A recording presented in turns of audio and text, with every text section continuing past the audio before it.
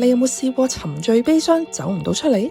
科學話俾你聽，當你回想起舊事，尤其是你生命中重要嘅人、關係、親情、友情定愛情，就算明明好傷心，你嘅腦海都會即刻釋放多巴胺同催產素，呢啲係獎賞同依附荷爾蒙，即刻俾你一種至少我仲喺度聯繫緊佢嘅錯覺。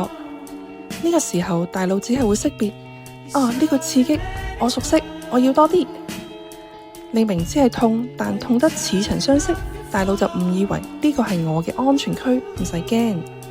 心裏面可能好想放低，但係大腦 lock 咗喺悲傷預設模式嗰度。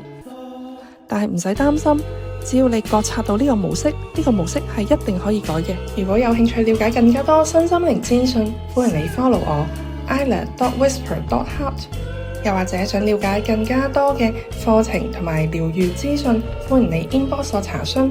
多謝收看，拜拜。